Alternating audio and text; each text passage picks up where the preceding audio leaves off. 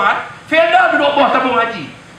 Duduk bawah apa nama Perdana Menteri. Tabung haji duduk bawah Perdana Menteri. Perdana Menteri akan appoint menteri yang akan bertanggungjawab. Kalau Felda, Ahmad Maslan. Ahmad Maslan, pendek, tak cukup inci tu. Dia yang jaga Felda. Mari tabung haji pun pendek, tak cukup inci juga. Jamil Khair. Dia yang jaga tabung haji. Apa berlaku kepada tabung haji sekarang, tuan-tuan? Saya nak sebut bahawa ini dalam konteks bidang kuasa Perdana Menteri yang tak boleh diharapkan untuk nak menjaga kepentingan kita. Dia hanya diberi kepada kita di bidang berapa? 6%. Padahal bagi saya bahawa kalau diurus secara yang terbaik, dividen yang lebih besar untuk orang Islam. Orang Islam kumpul duit dalam tabung haji, simpan bukan untuk nak dapat dividen semata-mata. Dividen itu pun akan dipulang disimpan haji. Kita simpan dalam tabung haji untuk memudahkan supaya bila cukup jumlah dengan tambang tu, kita pun akan pergi menunaikan fardu haji. Itu saja. Saya, anak-anak saya tak ada dalam akaun tabung haji. Saya tak simpan. Tapi anak-anak saya, isteri, semua simpan. Isteri tu bukan semua seorang kan. Silap pak, semua tu isteri dengan anak sekali lah. Setiap anak tu ada akaun tabung haji. Saya galak mereka supaya mereka kumpul duit mereka, duit sekolah, lebihan duit sekolah. Hari raya, mereka beraya dengan keluarga, mereka dapat duit raya. Saya kata, tabung. Rupanya saya cek dengan mak dia, dengan isteri saya ni, daripada kecil dia baru simpan duit raya ni, kumpul-kumpul. Rupanya beribu pada dekat-dekat boleh pergi haji lah. Saya kata ni, saya gembira, seronok nak tengok anak-anak. Nak tanam dalam pemikiran anak-anak, duit ni jangan usik untuk benda lain. Supaya untuk apa? Hampa azam, supaya cukup masa tertentu, hampa kena pergi menunaikan fardu haji. Ni nak bentuk dalam pemikiran anak-anak supaya beribadah kepada Allah Subhanahu Wa Taala. Tapi apa yang berlaku? Bahawa apa yang berlaku, duit yang ditabung, yang disimpan dalam tabung haji tidak diurus dengan baik. Pertama sekali, banyak anak-anak syarikat dalam tabung haji rugi. Ramunia, syarikat Ramunia, anak syarikat yang tabung haji ada pelaburan, ada share. Banyaklah syarikat, maknanya yang baru ni ada satu syarikat nama dia Silverbird. Yang share tabung haji ada 25% dalam share. Silverbird ni kalau tak silap saya buat roti hi-fi. Roti hi-fi kalau tak silap saya. Itu syarikat yang mengeluar. Berlaku penyalahgunaan kuasa di kalangan boardnya, lembaga pengarah. Menyeleweng duit. Isu dia, masalahnya tidak ada pemantauan daripada tabung haji. Pertama sekali, tabung haji tak letak wakil dia dalam board. Bila 25% dia boleh letak wakil dalam board, 25% dia boleh letak pula seorang lagi wakil yang bersifat eksekutif untuk mengawal keluar masuk. Dia salah seorang penanda tangan cek untuk keluar masuk duit. Tak letak. Akhirnya ada board daripada yang lain ni buat penyalahgunaan kuasa, solap duit, akhirnya rugi kepada syarikat tabung haji. Ini menunjukkan bahawa, bermakna bahawa kerugian ini ialah kerugian ke atas duit kita. Tetapi pegawai-pegawai eksekutif di tabung haji ini gaji dia turun naik. Dan apa saya nak sebut ialah macam mana satu kes berlaku pada 7 Disember 2011. Ini surat tabung haji hantar kepada pengurus Bank Islam Malaysia di Kuala Lumpur. Arahan pindahan wang. Arahan pindahan dengan hormat menuju kepada pengurus Bank Islam, menuju ke di atas, sila urus dengan segera pindahan telegraf dari akaun semasa tabung haji seperti putih-putih berikut.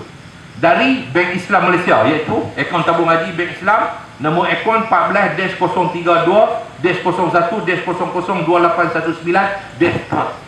Amount dia, jumlah dia RM308,700. Ini saya nak tunjuk bahawa macam mana satu penyelewengan. Ini yang kita tahu, yang kita tak tahu berapa banyak ni? RM308,700. Nak dipindah kepada siapa ni? Siapa penerima dia? Penerima dia Datuk Ismi Ismail. Nama akaun penerima 564-016-750016. Datuk Ismi ni siapa? Ketua Pegawai Eksekutif Tabung Haji. Surat ni dibuat oleh Rozaidah binti Omar. Bank sama dengan saya tapi pak lain. Ketua Pegawai Keuangan Kumpulan Lembaga Tabung Haji. Dia pindah duit RM300,000 kepada Ketua Pegawai Eksekutif Tabung Haji. Saya bangkit dalam parlimen. Saya kata peraturan mana Yang kedua saya kata, duit apa? Sampai sekarang tidak dijawab. Duit apa? Yang timur pada ketua pegawai eksekutif yang sudah tak boleh dikawal oleh Perdana Menteri, menunjukkan kelemahan Perdana Menteri, pergi bagi amaran kepada pegawai bank Islam, tuduh pegawai bank Islam yang membocor rahsia kepada saya.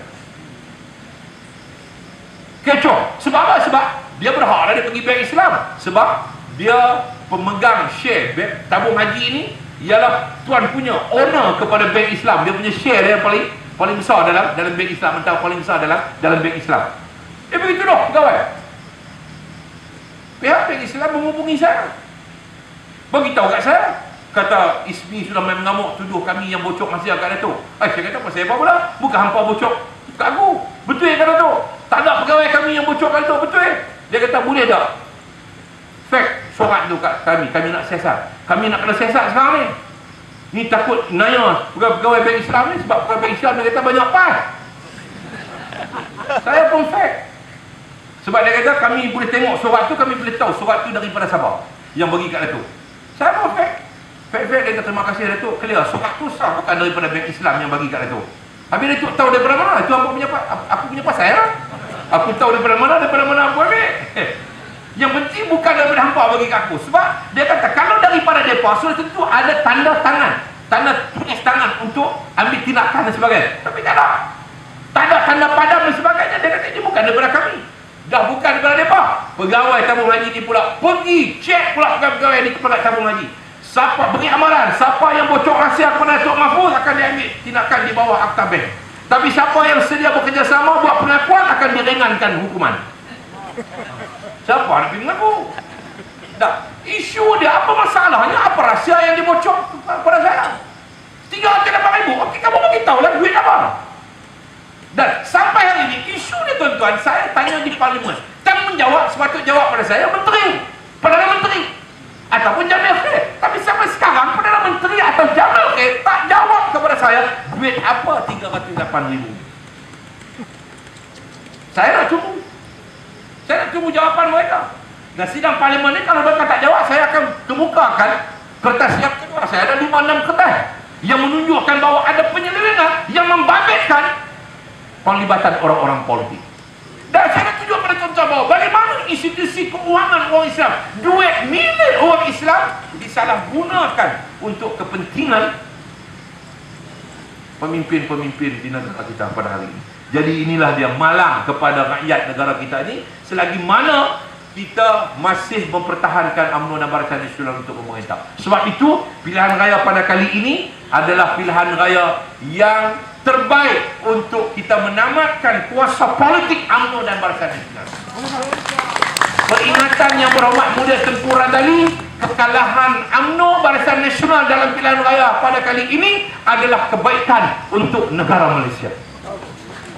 Tengku Radali, dia sebut, dia kata kekalahan UMNO dan Barisan Nasional pada pilihan raya akan datang akan memberikan kebaikan untuk negara. Jadi sama-samalah kita menanti kebaikan yang terbaik untuk negara dan rakyat dengan tamatnya kuasa politik UMNO dan Barisan Nasional, dan kita nobatkan kuasa rakyat di Putrajaya dan juga di Melaka ini, insya-Allah. Sebab itu akhir sekali saya nak jemput tuan-tuan pada malam ini, pada 1 Jun yang akan datang ini, sempena dengan kita menangguhkan muktamar PAS Pusat yang sepatutnya berlangsung di negeri Kelantan, yang sepatutnya bermula daripada 30 sampai 3 hari bulan. Tapi oleh kerana keadaan cuaca pilihan raya yang tak menentu, tarikh pilihan raya yang tidak menentu ini, jadi kita tangguh buat sementara muktamar kita, kemudian kita buat satu perhimpunan besar-besaran di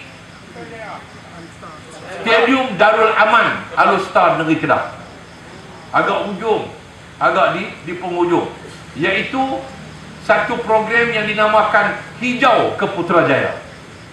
Hijau ke Putrajaya bukan bermakna kita nak pergi bersendirian. Kita nak berikan satu signal